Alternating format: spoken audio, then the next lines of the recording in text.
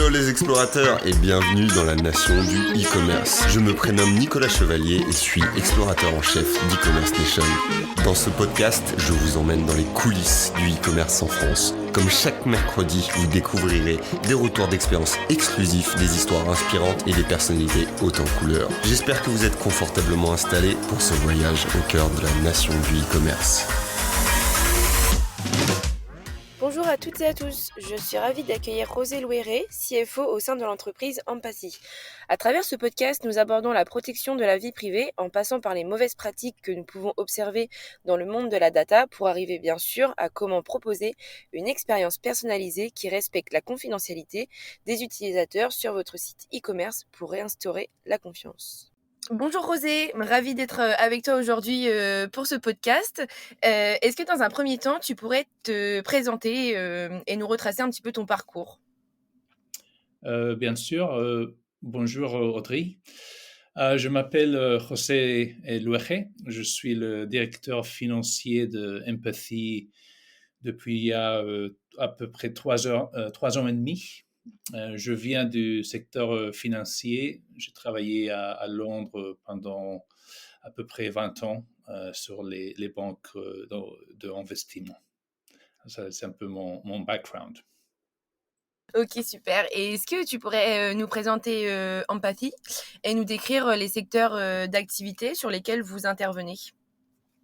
Oui, alors Empathy, c'est une société dédiée au moteur de recherche et à la navigation pour les entreprises qui vont sur l'Internet, avec un focus sur tout ce qui est dédié à l'optimisation de l'expérience utilisateur lors de la recherche d'un catalogue de produits e-commerce.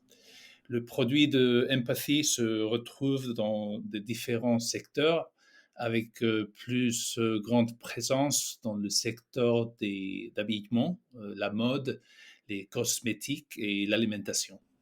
Très bien. Et quelles sont les valeurs de l'entreprise?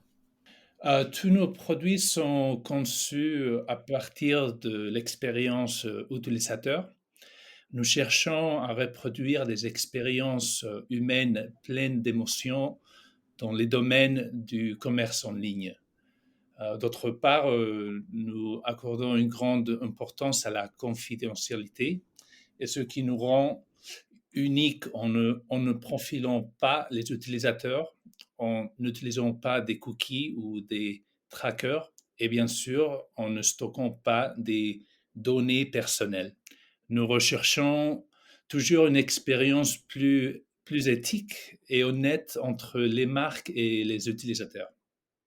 Justement, on reviendra dans ce podcast sur tout l'aspect vie privée et notamment sur, tu l'as dit, la façon éthique de travailler avec tout ça. Alors, est-ce que tu pourrais nous parler du contexte actuel en termes de vie privée des utilisateurs et pour vous, qu'est-ce que ça signifie la privacy? Alors pour revenir sur Empathy et ce que vous faites, vous avez plusieurs produits, notamment le Search and Discovery. Est-ce que tu pourrais nous en parler et nous dire c'est quoi la valeur ajoutée de ce produit? Bien sûr, la plateforme de Empathy couvre 3 propositions pour nos clients. La première est dédiée aux plus gros clients avec un haut niveau d'adaptation de nos composants à leur infrastructure. Et c'est les clients qui gèrent généralement toute la solution chez eux. Par exemple, on fait des engagements comme ça avec des boîtes comme Carrefour en Espagne et aux États-Unis, Kroger. C'est un très, très grand retailer d'alimentation. La deuxième proposition est centrée sur les clients moyens, où nous essayons de minimiser les frictions lors de la mise en œuvre de notre technologie avec celle du client. La technologie d'Empathy est très customisable et on ajoute valeur à notre client au moment de l'intégration. La troisième proposition, c'est un produit qu'on vient de lancer sur le marché il y a quelques mois. pour le petit et très petit détaillant en ligne, avec une approche en livre-service et soutenu par une documentation de haute qualité. Ça, c'est pour des très petits magasins en ligne avec un petit catalogue, ce soit une centaine, de centaines de produits.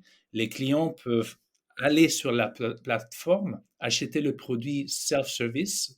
Alors, c'est downloaded to the platform de Empathy sans aucun effort d'intégration et commencer à utiliser sur le portal la technologie de Empathy tout de suite.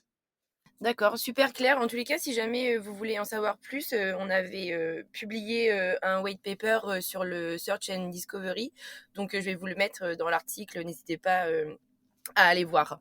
Et concernant la vie privée par rapport au contexte actuel, qu'est-ce que tu peux nous dire à ce propos-là? Qu'est-ce que c'est vraiment la privacy? Est-ce que tu aurais des chiffres pour illustrer, par exemple, le contexte?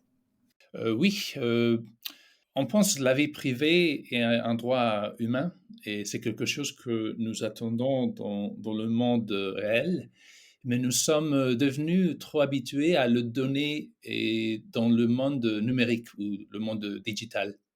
Mais cela ne devrait pas être comme ça. En fait, les consommateurs commencent à devenir plus avisés et à prendre davantage conscience de leurs droits en ligne. En fait, nous avons récemment une étude après des consommateurs au Royaume-Uni et en Espagne, et nous avons été surpris de voir à quel point tout ça, c'est important pour les consommateurs. Alors, pour vous donner quelques chiffres, 95% des Britanniques étaient estiment qu'il est important ou très important que leur vie privée soit protégée en ligne. Ok. En Espagne, le pourcentage, c'était 97%, alors presque tout le monde. 83% ont déclaré qu'ils craignent que leurs données soient suivies, collectées et vendues à des annonciateurs. Ok. En Espagne, c'était 88%. 74% ont admis qu'ils trouvent les politiques de confidentialité et les bannières de consentement difficiles à comprendre. En Espagne, c'était 72%. Ça m'étonne un peu parce que presque personne ne comprend les consentements, les bannières de consentement. Mais bon, c'est quelque chose que c'est pas mal d'important. De plus en plus, on voit les consommateurs repoussent, soutenus par une réglementation creusante, réalisant qu'ils n'ont pas accepté les cookies ou les politiques de confidentialité. Ils peuvent choisir avec qui ils partagent leurs informations et acheter uniquement avec des marques qu'ils respectent leur vie privée. 67% des personnes interrogées dans notre étude ont déclaré avoir volontairement quitté un site web en raison de préoccupations concernant la manière dont leurs données pourraient être utilisées. En Espagne, le pourcentage était 78%, alors assez plus haut. C'est sûrement une chose que les marques doivent se réveiller. C'est de plus en plus important et les gens ils sont beaucoup plus préoccupés maintenant avec la privacité et que ce que les marques font avec leur, leur data. Voilà. Hyper intéressant tous ces chiffres. Donc ça nous montre vraiment qu'effectivement les utilisateurs sont de plus en plus intéressés et vigilants par rapport à leurs données. Donc pourquoi cette protection de la vie privée, elle doit être au centre des stratégies e-commerce? Comme le montre notre étude, les consommateurs se tournent des marques qui ne respectent pas leur vie privée. On voit ça de plus en plus et ne sont plus disposés à accepter les pratiques intrusives actuelles. Les détaillants et les marques doivent repenser leur stratégie digitale et regagner la confiance. Ça, c'est très, très important, on pense. La confiance, ça s'est perdu il y a pas mal de temps et ça se doit regagner. et les consommateurs en matière de confidentialité et de protection des données. Ceux qui ne le seront pas seront laissés pour compte. On pense que ça va être très gros différenciateur. Nous avons déjà vu une augmentation de la législation gouvernementale au cours de dernières années et cela ne fera pas que continuer, on pense. Les grandes boîtes comme Apple ou Google au niveau technologique apportent des changements pour protéger la vie privée des consommateurs, ce qui à son tour augmente l'élan dans ce domaine. Les consommateurs sont de plus en plus prudents lorsqu'ils sélectionnent les détaillants qu'ils achètent et en choisissant des marques vertes, durables, équitables pour leurs travailleurs et éthiquées. La confidentialité est le cœur de l'éthique, on pense, et devient un facteur principal de différenciation quand les consommateurs ne sont plus prêts à sacrifier. Complètement, d'accord et hyper intéressant tout ce que tu nous partages. Juste avant, tu parlais, des pratiques, intrusives, par rapport, à ça. Toi, quelles sont aujourd'hui les mauvaises pratiques justement, ces pratiques intrusives concernant la data, qu'il faut, abandonner? Oui, bien de nombreux sites web et détaillants en ligne utilisent des outils d'analyse qui suivent les personnes sans leur demander leur consentement. La violation la plus fondamentale est donc l'exploitation des droits de l'homme dans le monde en ligne. Le RGPD et la directive e-privacy et ça n'offre pas tout simplement une protection suffisante pour protéger les personnes concernées. Alors on pense que c'est les gens, c'est donc la responsabilité aussi de l'industrie d'aider à changer les choses et de mettre l'humain au centre pour notre bien et pour le bien de la société en général. Bien sûr et ça implique quoi l'utilisation, des mauvaises pratiques dont toi tu nous parlais, également des personnes qui quittent, le site, mais est-ce que, tu as d'autres exemples? Oui, ces pratiques sont utilisées parce que, actuellement, c'est possible, quoi. C'est très contraire à l'éthique et pas toujours légal, mais techniquement, bon, c'est possible à faire. Alors, il y a des boîtes qui font ça. Mais, en même temps, c'est nocif, pour notre société, et la façon dont nous vivons et nous traitons les uns les autres, en ligne et ailleurs. Toujours craindre d'être suivi et espionné, ne pas savoir où aboutit nos données personnelles en tant que, partie de notre identité, créer de l'incertitude, de la méfiance, de la toile. Pas seulement en ligne, mais aussi dans le monde hors ligne et dans la société dans laquelle nous vivons. Même s'il y a peu des agents qui utilisent ces pratiques et abusent des valeurs morales, c'est une menace pour tout le monde en général et notre démocratie aussi. Bien sûr et puis, les gens, ouais, de plus en plus, méfiants même par rapport aux entreprises qui font bien les choses et par rapport au formulaire de consentement, est-ce que c'est une solution, fiable pour remédier un peu à tout ça? Les formulaires actuels de consentement n'offrent aucune explication appropriée pour l'utilisateur. Du côté individuel ou même humain. Les formulaires sont un moyen d'exécuter une obligation légale des entreprises de se conformer à la réglementation sur la protection des données. Ils ne sont pas faits pour les humains.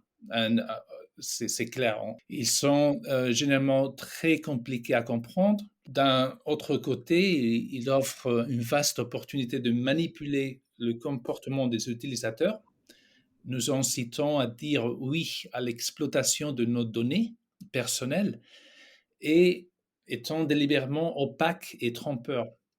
Les résultats de notre propre enquête ont montré que la majorité des gens ne comprennent pas les banniers de consentement ou les politiques de confidentialité et ne savent donc pas ce qu'ils acceptent. Et ça, je crois qu'on peut tous dire qu'on a fait ça sur l'internet. Bon, on veut utiliser n'importe quoi, portal et on clique, oui, oui, oui, sur n'importe quoi, voilà. Sans savoir, parfaitement, voire presque aucune idée de ce qu'on fait. Bien sûr, bah, je peux que me reconnaître, dans ce que tu viens de dire. Moi aussi. Et est-ce que tu aurais des exemples à nous partager, bah, au sujet des mauvaises expériences, utilisateurs et comment vous, au sein de Empathy, vous avez pu, aider à remédier, à cela? Oui, un exemple, de mauvaise expérience utilisateur, c'est ce qu'on appelle les modèles sombres. Comme on vient de dire, nous sommes poussés à donner notre consentement avec un désigne qui nous montre l'option de tout accepter, qui est beaucoup plus facile à trouver et utiliser que si on voulait trouver l'option de rejeter tout ou même avoir plusieurs options. Mais même si nous lisons toute la politique de confidentialité, il n'y a aucun moyen de savoir pour nous-mêmes que ce que nous sommes vraiment en train d'accepter ou à quoi nous donnons notre consentement. Le RGPD nécessite que le consentement soit donné librement, informé, spécifique et sans ambiguïté, ce qui n'est pas le cas avec les modèles courants. Sinon, il pourrait y avoir un choix clair avec les deux boutons se démarquent de la même manière, pas de différentes couleurs, un pour accepter et l'autre pour rejeter. Chez Empathy, nous utilisons des modèles et des méthodes telles que ça s'appelle Wisdom of the Crowd, la sagesse du groupe, où des données sont agrégées, mais nous ne les stockons et partageons jamais. Les gens contrôlent toujours leurs propres données sur la plateforme de Empathy. OK, hyper, et intéressant. Donc par rapport à tout ce que tu viens, de nous partager, donc ma question va peut-être, paraître bizarre à ceux qui nous écoutent, mais finalement, est-ce que ce serait pas mieux pour les annonceurs si les consommateurs n'avaient pas besoin de donner leur consentement? Ah, ouais, peut-être. Bon, ça c'est, il y a plusieurs opinions sur ce sujet, mais la réponse courte, c'est plutôt non. Heu, pour le gain, économique à court terme, il est tentant de penser que oui, mais comme, indique ce qu'on vient de discuter, cela ne profite, clairement, presque personne. Si vous demandez s'il est plus confortable de se débarrasser de toutes les bannières de consentement tout le temps, oui, certainement, c'est plus pratique. Mais en même temps, nous avons besoin d'un monde digital numérique plus protégé qui redonne à l'individu le contrôle de ses données. Pour cela, nous devons être aussi transparents que possible et n'utiliser des données personnelles que si cela est absolument nécessaire, on pense. D'accord. Bah, alors justement, là, on vient d'évoquer un peu le contexte, par rapport, aux données, les mauvaises pratiques, qu'on peut observer et bah, justement, par rapport à tout ça, comment il est possible de créer une expérience en ligne qui respecte la vie privée des utilisateurs? Autant qu'aucune donnée personnelle n'est jamais stockée, profilée ou associée à un ID utilisateur, dans l'Empathy Platform, les utilisateurs sont assurés d'une expérience qui met confidentialité d'abord autre priorité. OK? Et les données anonymisées sont stockées afin de fournir une expérience de commerce électronique optimisée, mais pas les données de profilage des utilisateurs. L'objectif, c'est de faire l'expérience meilleure et pas d'utiliser le data des utilisateurs. OK, et est-ce que tu as des techniques, que les e-commerçants pourraient, adopter? Oui, par exemple, la technique la plus importante à adopter, c'est une approche privacy first, privatisée avant de autres priorités, qui protège le droit des utilisateurs à protéger leurs données. Cela signifie une expérience sans cookies et sans traceurs, en utilisant des données anonymes réagroupées à partir de grands groupes, de grands groupes d'utilisateurs. Mhm. Des données en lecture seule, en utilisant exclusivement le stockage local pour rendre les informations accessibles sans avoir à remplir des formulaires. Plus important encore, il est essentiel de s'assurer que vous avez du respect pour vos utilisateurs afin d'établir une relation basée sur la confiance. Ça, on a parlé de ça avant, aujourd'hui, et c'est quelque chose que on essaie de restabiliser entre les marques et les utilisateurs. La confiance, ça s'est perdu pas mal dans les recent times. Et on fait tous les efforts pour regagner tout ça. Et est-ce que pareil, tu as des exemples à nous partager par rapport à ça? Bien sûr, en utilisant le stockage local pour comprendre l'intention des utilisateurs à ce moment précis, et en ne stockant que des données locales, Empathy est capable de donner des recommandations contextualisées aux acheteurs, au lieu de celles qui sont généralisées à partir d'autres voyages d'achat. Ça, c'est tout ce qui a à voir avec l'histoire de recherche d'un profile. En anonymisant les données fédérées, Empathy améliore également l'expérience Search and Discovery grâce aux connaissances Wisdom of the Crowd des groupes d'utilisateurs non identifiés. OK et ben, super et je voulais revenir également, sur, un élément par rapport à ça. C'est, l'intelligence, artificielle. Est-ce que c'est quelque chose que vous utilisez, chez, Empathy? Chez Empathy, nous utilisons l'intelligence artificielle pour apprendre à partir de données anonymisées afin de pouvoir personnaliser l'expérience utilisateur de manière éthique.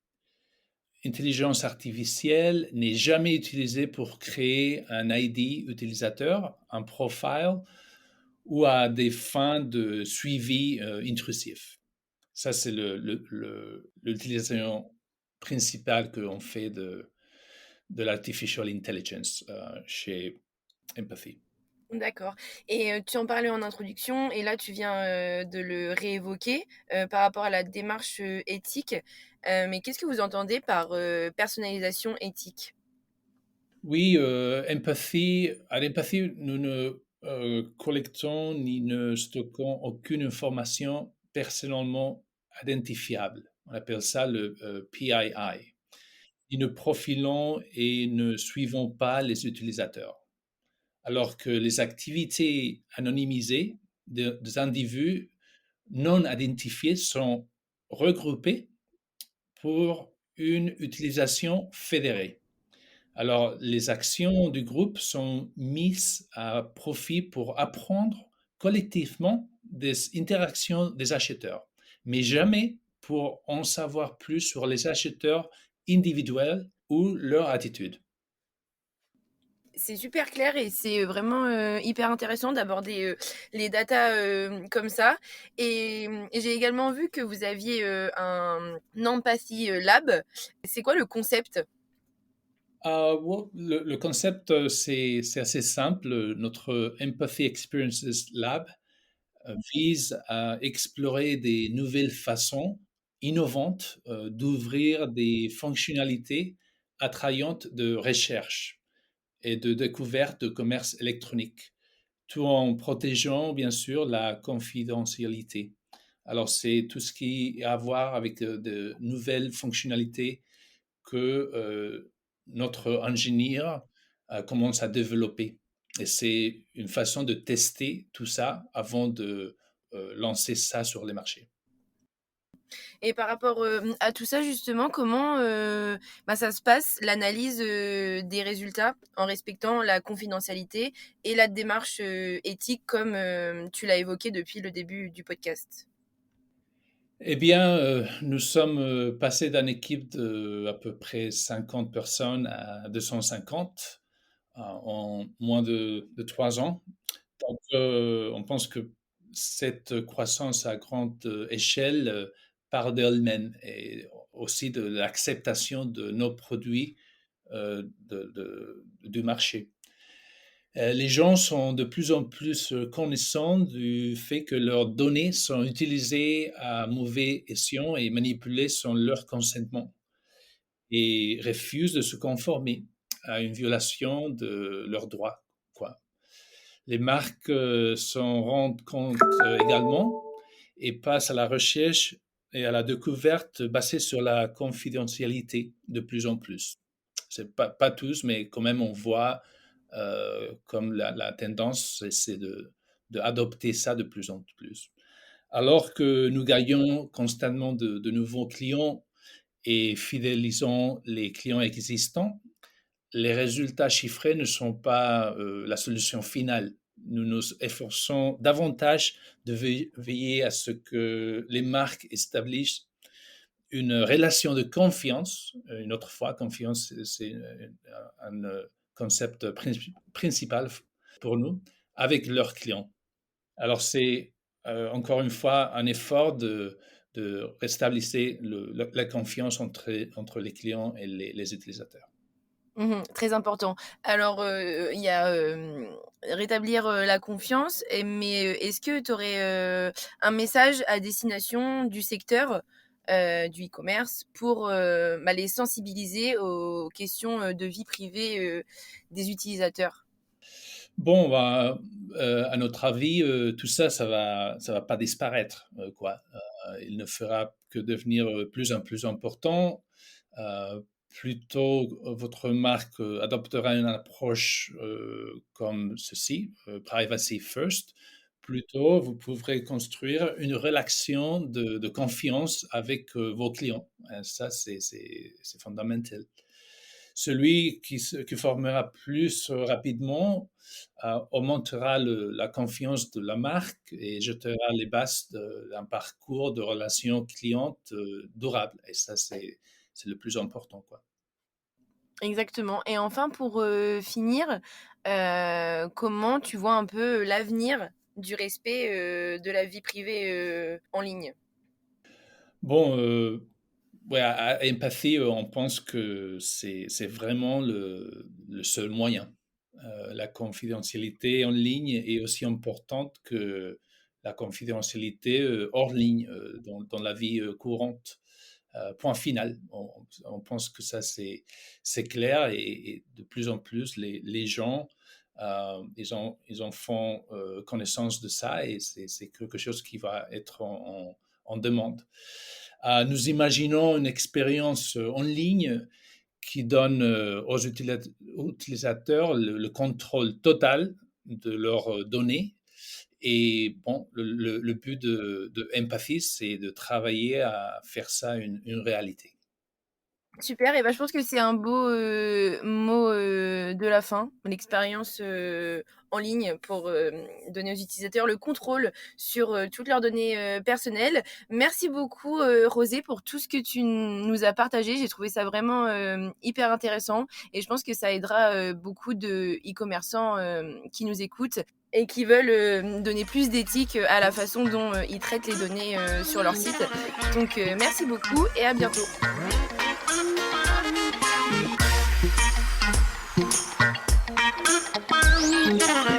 J'espère que ce podcast vous a plu. Je vous donne rendez-vous la semaine prochaine pour la découverte d'une nouvelle personnalité.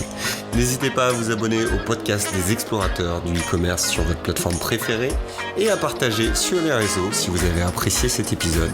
À très vite pour de nouvelles aventures et n'oubliez pas que l'exploration se poursuit sur e-commerce Nation.